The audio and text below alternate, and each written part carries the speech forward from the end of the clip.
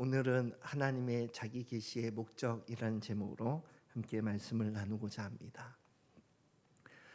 출애굽기에서 가장 중요한 사건을 하나 꼽으라면은 모세가 떨기나무에서 하나님을 만난 그 사건을 꼽을 수가 있습니다. 이것이 출애굽기 전체를 관통하는 사건이기 때문에 그렇습니다. 그런데 그 하나님과의 만남 가운데서 하나님께서 모세를 부르시고, 그래서 모세야 모세야 이렇게 불이 붙었는데 나무가 타지 않는 그 떨기를 보면서 이상하게 여기니까 하나님께서 부르신 거죠. 모세야 모세야, 여긴 거룩한 땅이니 내 발의 신을 벗어라. 네. 그러면서 사명을 주셨는데 가나안 땅, 지금 뭐 아모리 족속과 이런 족속들이 살고 있는 그 가나안 땅으로 이제 이스라엘 백성을 데리고 가라.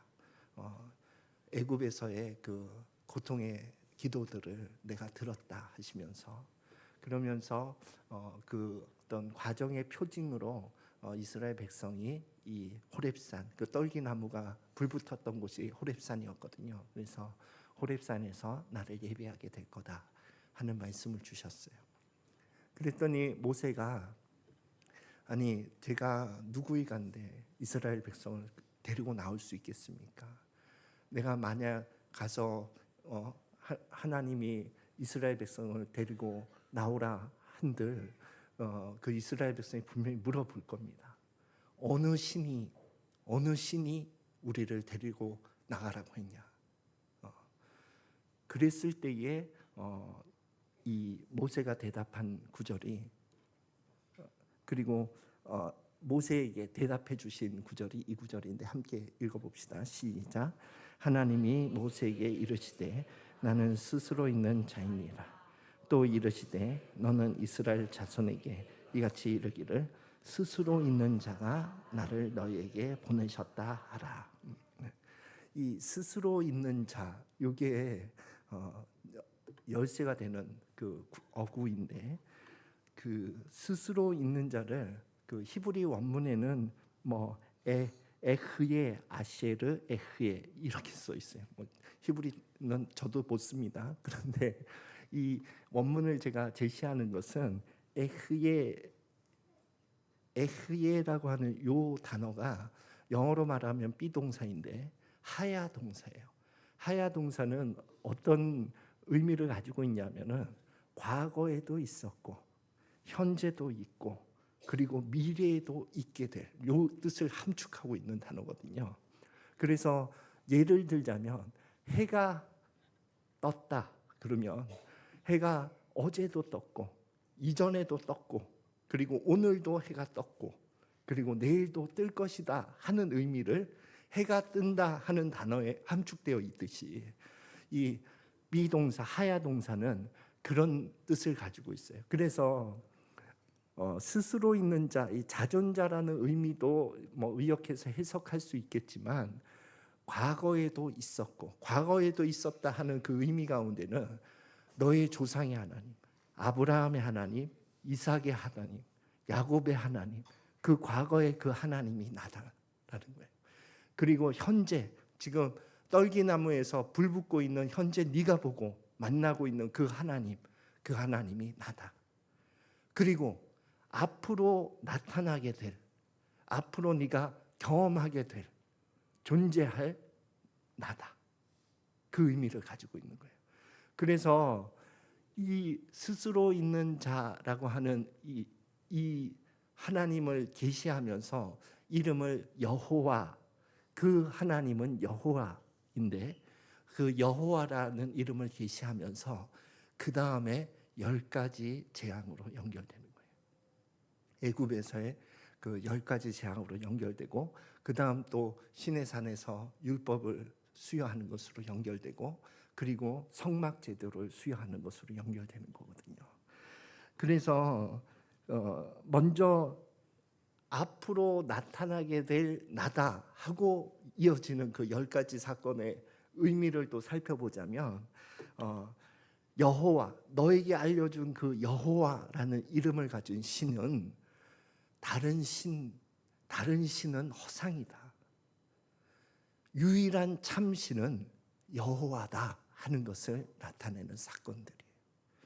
그래서 이 그 10가지 재앙에 나온 모든 것들은요, 그 애굽 사람들이 섬겼던 신들의 그 허상을 나타내는 거거든요. 예, 뭐 지금 10가지 중에 한 4가지만 뽑았는데, 나일강의 신은 하피라는 신이에요.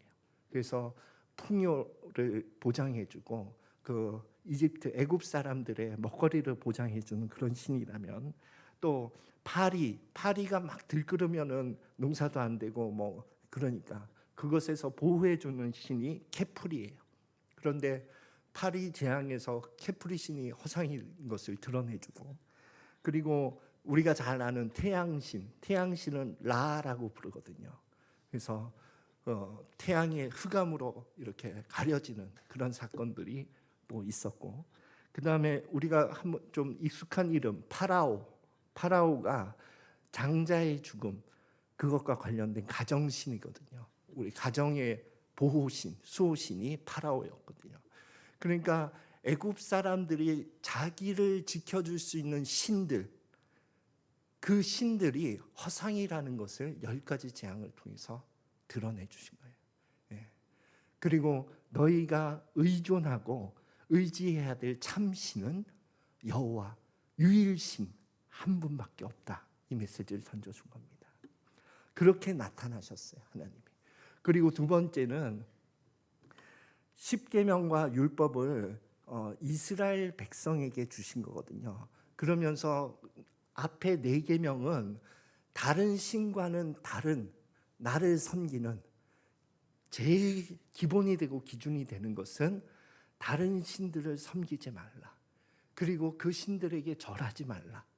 그리고 내가 정한 그 안식일을 구별되게 지켜라 하는 거예요.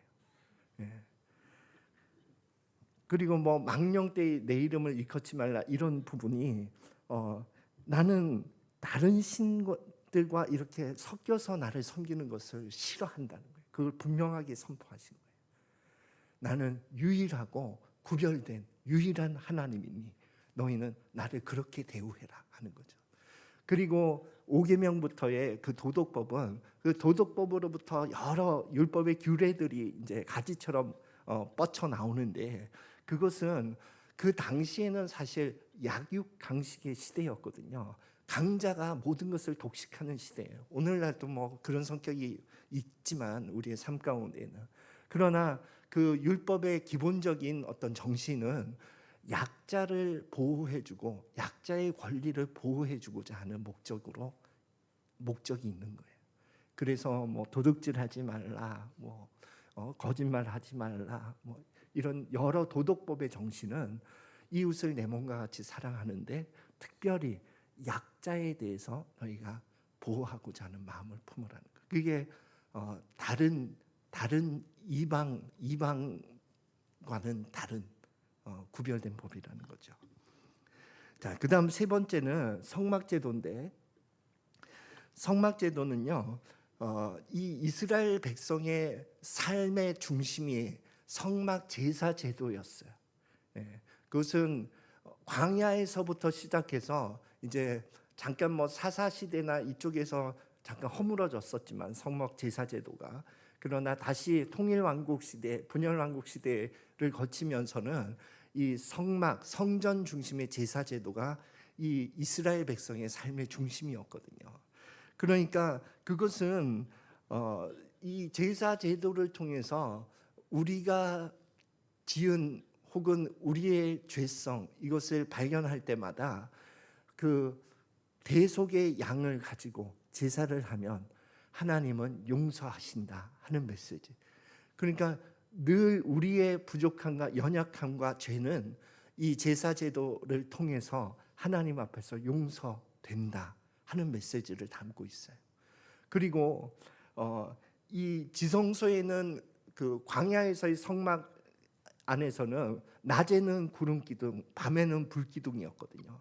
그리고 이 구름 기둥과 불 기둥이 이동할 때에 함께 이동하고, 또 멈추면은 그곳에서 다시 각 지파별로 그 성막을 중심으로 텐트를 치고 살았거든요. 그래서 이스라엘 백성은요, 이 제사 성막 제도의 이 제사 제도를 중심으로 한 삶이 형성되어 있는 거예요. 오늘날로 우리 삶에 비유하자면 예배의 삶이 이러해야 된다는 거예요. 우리 예배의 삶이 우리의 삶의 어떤 그 가장자리에 있는 것이 아니라 예배의 삶은 우리의 삶의 중심에 있어야 된다는 것을 말하고 있는 거죠. 그래서 이 구약의 하나님께서 모세에게 계시했던 이 방식대로 오늘날 우리에게도 신약 시대 우리에게도 하나님께서 그분의 이름을 계시해 주시고 우리를 만나시면서 모세와 똑같은 방식으로 우리에게 사명을 주신 것 같더라고요. 예. 그래서 신약 시대의 이름은 우리가 잘 알듯이 예수라고 하는 하나님의 이름이 계시되었어요. 그리고 그 예수라고 하는 이름이 나에게 다가왔어요. 그러니까 마치 모세를 불러서 그 호렙산에서 모세야 하고 만나 주셨던 것처럼 우리가 예수 그리스도 안에서 하나님의 자녀로 거듭난 것은 우리의 어떤 신심이나 노력에 의해서 된 것이 아니에요. 예. 하나님이 우리를 찾아와 주셔서 우리의 인생 가운데 들어오셔서 나에게는 재웅아, 여러분의 각 사람의 이름을 부르면서 하나님이 우리를 만나 주신 거죠. 그래서 내가 그러면 저는 그렇게 이제 대학교 2학년 때 휴학할 그 시기에 하나님을 인격적으로 만난 것 같아요. 그리고 내 안에 어떤 삶의 질문이 뭐였냐면, 그래요, 예수님이 내 삶의 주인이고 구원자라는 것을 이제 확실하게 마음에 새깁니다. 그런데 어떻게 살아야 합니까? 내가 무엇을 위해서 어떻게 살아야 합니까? 하는 질문을 신앙 안에서 계속 던졌거든요. 예. 그때에 어쩌면 하나님께서는 내가 어떻게 살아야 합니까? 하는 것에 대해서 그 질문으로부터 시작해서 하나님이 내 삶의 인도함이 되어 주신 것 같아요. 예. 그래서 우리의 삶에도 하나님께서 만나 주신 다음에 그분이 어떤 분이신지를 계시해 주세요. 예. 저의 어떤 10가지 재앙은 여호와 하나님만이, 그러니까 오늘날 우리 신약 시대에는 예수 그리스도가 정말 살아계신 하나님이시다 하는 것과 그분만이 우리의 구원자가 되신다 하는 것을 경험케 하시거든요. 예. 그 어떤 부분에서 내가 예수님이 내 삶의 구원자고 그리고 그분이 살아계신 하나님인가 하는 것을 한번 내 삶을 돌이켜 보면서 어떻게 내가 이것을 경험했지 했을 때 2가지 영역이 이렇게 생각나더라고요. 첫 번째는 뭐냐 하면 돈의 영역이었어요. 저는 부유한 가정에서 태어났어요. 중산층, 그러니까 돈 걱정하지 않고 자랐어요. 예. 대학교를 입학하고 또 졸업하는 그 시점까지 정말 뭐 돈이 필요하면 늘 부모님으로부터 공급받으면서 그렇게 부족하지 않게 자랐거든요. 그래서 내 삶의 돈의 공급처는요, 나도 의식하지 못했어요. 돈의 어려움을 겪기 전까지는. 예. 내가 나의 가정을 의지하고 있다는 것을. 예. 그런데 예수님을 믿은 다음에 내게 허락된 첫 번째 환경이 뭐였냐면 IMF였어요. IMF. 그래서 완전히 경제적으로는 우리 가정이 완전히 이제 주저앉았거든요. 그러니까 가족들도 다 이제 뿔뿔이 흩어지게 되었고, 그리고 저는 이제 서울에 한 그 고시원 생활을 하면서 전도사 생활을 하고 그렇게 삶이 시작되었어요. 그러니까 이전에는 나의 어떤 공고한 삶이 있었을 때 내 마지막 그 마지노선은 집이었거든요. 집에서 날 도와줄 거야 하는 거였는데 그 마지노선이 없어진 거예요. 그때부터 하나님께서 나를 다루셨어요.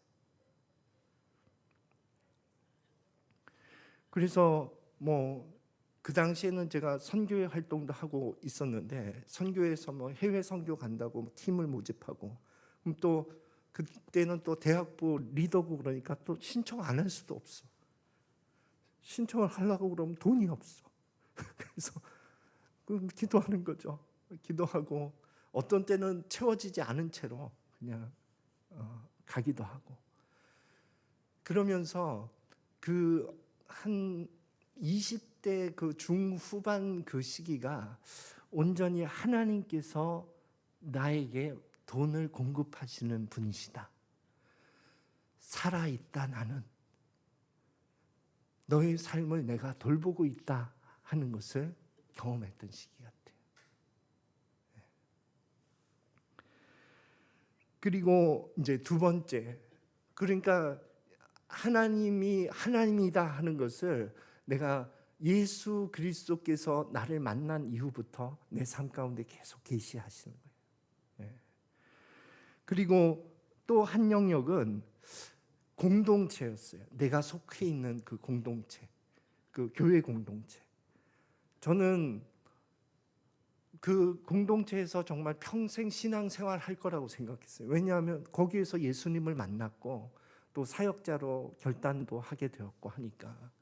그래서 그 공동체에서 평생 나는 섬기면서 갈 거라고 여겼는데, 몽골을 갔다 온 다음에, 그 다음에 내 마음 가운데 계속 이 공동체를 떠나야 되는 환경을 만드시고 내 마음 가운데 그 갈등을 주시는 거예요. 떠나라, 떠나라. 그게 그 처음 떠나라 하는 그것이요, 너무 부담도 되고 힘들었어요. 그런데 어찌되었든 이제 결심을 하고 떠나서 이제 두 번째 몽골로 들어갔죠. 근데 또 몽골에서 또 그곳에서 또 떠나라 그러시고, 그래서 공동체를 떠나는 것이 나에게 있어서는 굉장한 도전이고 부담이고 힘듦이었어요. 그래서 내가 의지하고 있는 것이 하나님이 아니었구나. 내가 안전망으로 생각하고 있는 것이 하나님이 아니었구나 하는 것을, 그 공동체를 떠나라 하는 음성을 들을 때마다 내가 느꼈던 거예요. 그래서 하나님이 나의 울타리가 되시고 나의 인도자가 되시고 하는 것을 이 공동체를 떠나면서 이렇게 경험하고 배우게 되었던 것 같습니다. 그 다음 두 번째 영역인 십계명과 율법은 우리의 삶 가운데 말씀에 비유할 수 있거든요. 말씀은 우리에게 아주 거룩한 하나님의 자녀다 하는 기준을 제시하고 있어요.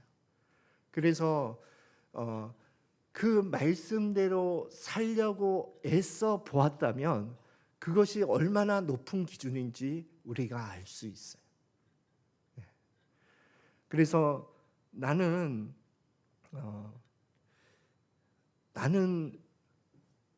교만한 사람이 아니라고 생각했거든요. 열등감은 있다.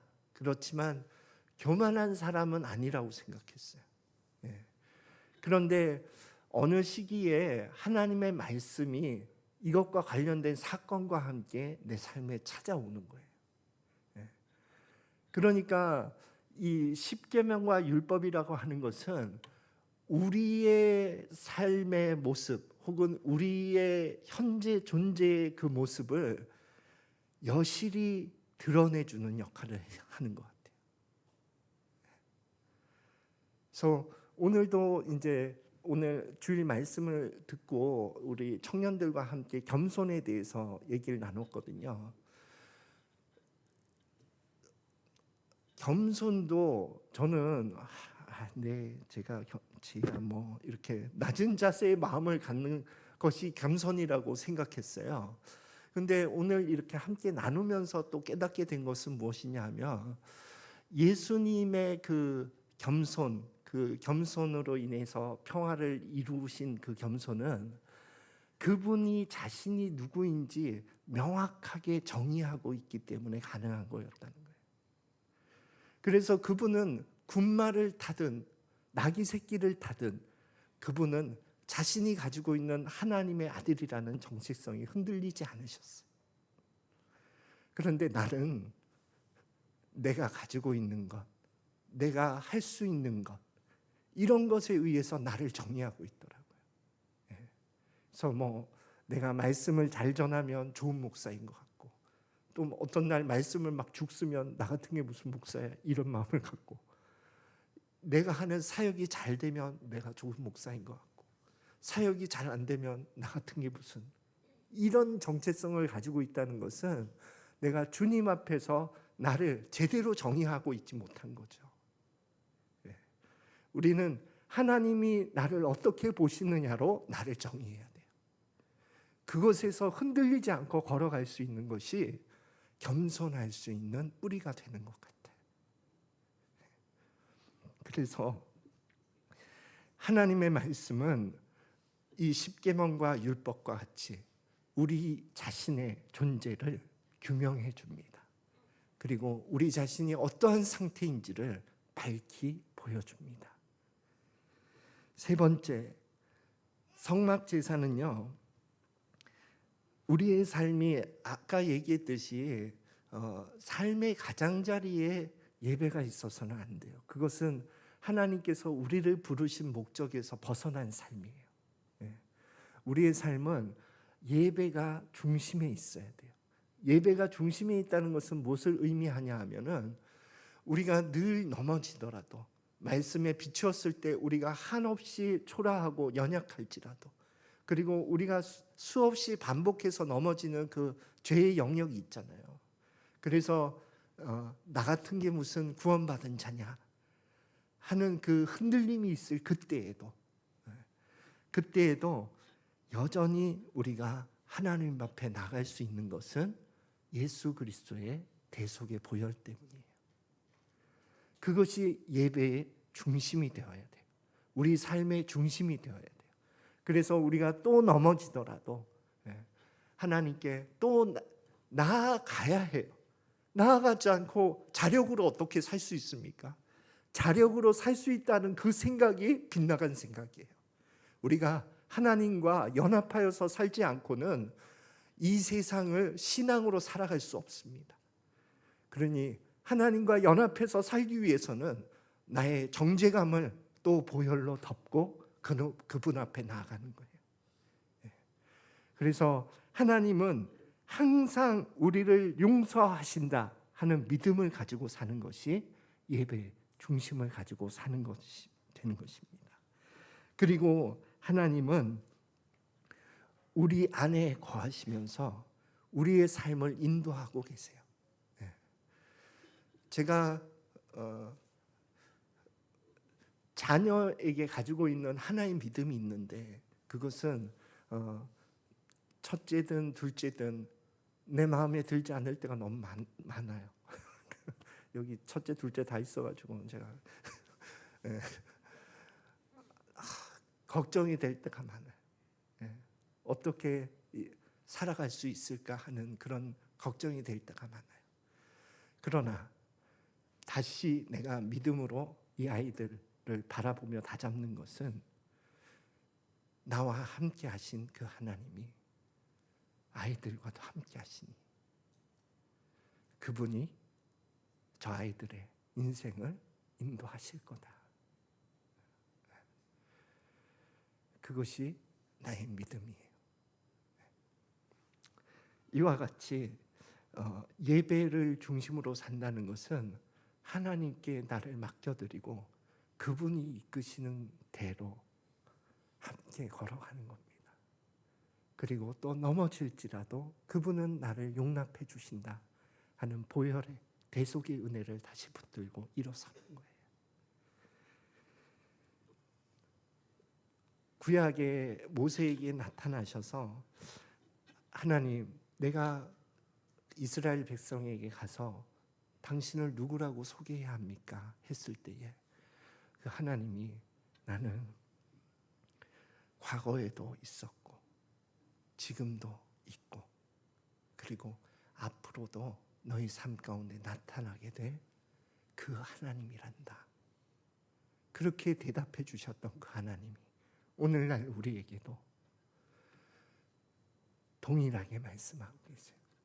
나는 과거에 너를 만나 주었던 그 예수 그리스도의 하나님이고 지금도 네가 함께 경험하면서 걸어가고 있는 그 예수 그리스도 하나님이며 앞으로도 너희 삶 가운데 나타나고 경험하게 될 그 예수 그리스도 하나님이란다. 그러니 그 경험한 그만큼을 세상에 전해라 하는 게 우리 삶의 사명이 되는 것입니다. 그래서 오늘도 하나님이 자기를 계시해 주신 것은 이 사명을 부여하고 싶으신 거예요. 모세에게 부여하셨던 것처럼. 그래서 우리의 삶에 하나님이 앞으로도 나타나게 될 그 하나님, 그 하나님을 세상에 전해주기를 원하시는 하나님의 소원을 다시 한번 새롭게 마음에 품고 살아가는 저와 여러분이 되시기를 예수 그리스도 이름으로 축원드립니다. 함께 찬양 한 곡 하고 기도하면서 예배를 마무리하겠습니다.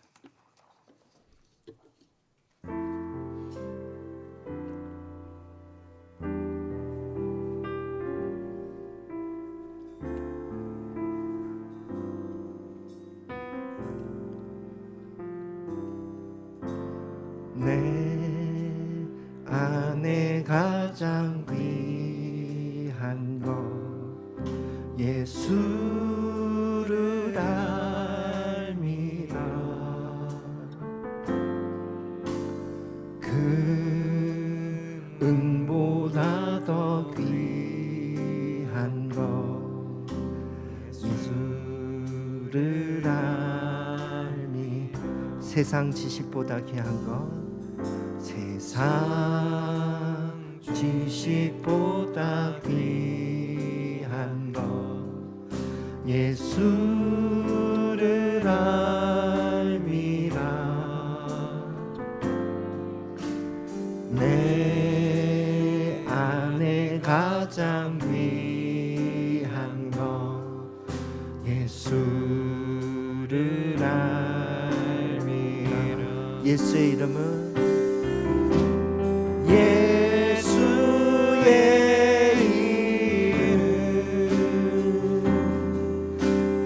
존귀한 그 이름 예수의 이름 능력에 한 번 더 고백합시다. 예수의 이름 존귀한 그 이름 예수의 이름 존귀한 이름 존귀한 그 이름 예수의 이름 능력의 그 이름. 이 시간 한번 통성으로 함께 기도할 때에 하나님 나에게 예수 그리스도의 이름을 계시해 주셔서 진심으로 감사합니다. 내가 예수 그리스도 안에서 주님과 함께 용서를 경험하며 또 주님의 놀라움을 경험하며 걸어가기를 원하오니 성령 하나님 동행하시고 인도하여 주옵소서. 이러한 자모로 함께 주의 이름 한 번 부으로 통성으로 기도하겠습니다. 주여 주님 당신의 이름을 계시하신 당신이 나를 만나주신 그 은혜를 감사를 드립니다. 아버지 하나님 과거에도 나를 만나주셨고 지금도 만나주고 계시고 앞으로도 만나주실 아버지 하나님 그 하나님을 나는 믿고 의존하고 의지합니다. 계속해서 하나님과 동행하며 걸어가는 삶을 살아갈 수 있도록 아버지 하나님 은혜 가운데 인도하여 주시옵소서. 주님 당신은 나의 구원자가 되십니다. 주님 당신만이 나의 구원자가 되십니다. 주님, 당신은 살아계신 하나님이십니다. 주님, 당신이 살아계신 하나님이신 것을 계속해서 계시하여 주시어서 아버지 하나님, 마지막 날까지 아버지 하나님, 예수 그리스도를 의존하며 함께 동행하며 살아갈 수 있도록 축복하여 주시옵소서. 주님을 의존합니다. 주님을 찬양합니다. 주님을 높여드리기를 원합니다. 아버지 하나님, 나의 삶 가운데 동행하시고 인도하여 주시옵소서. 하나님을 더욱더 경험하는 삶을 살 수 있도록 아버지 하나님 축복하여 주시옵소서. 예수님, 당신을 찬양합니다. 예수님, 당신을 높이기를 원합니다. 예수님, 당신을 더욱더 사랑하기를 원합니다. 주님, 인도하시고 이끌어 주시옵소서.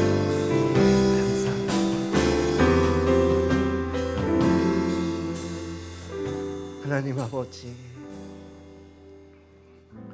우리를 찾아오신 당신의 은혜를 진심으로 감사드립니다. 주님 안에 거하며 주님께 순종하며 주님과 함께 동행하는 삶을 계속 걸어가기를 원합니다. 지금은 우리를 구원하신 예수 그리스도의 은혜와 우리를 구원하기 위해 예수 그리스도를 우리에게 보내주신 하나님 아버지의 크신 사랑하심과 우리 안에 거하시며 우리의 삶을 천국으로까지 인도하고 계시는 성령 하나님의 교통 역사하심이 이곳에서 하나님 앞에 예배드리고 있는 거룩한 하나님의 권속들 머리 위에와 그 가정 위에 지금부터 영원히 함께할지어다.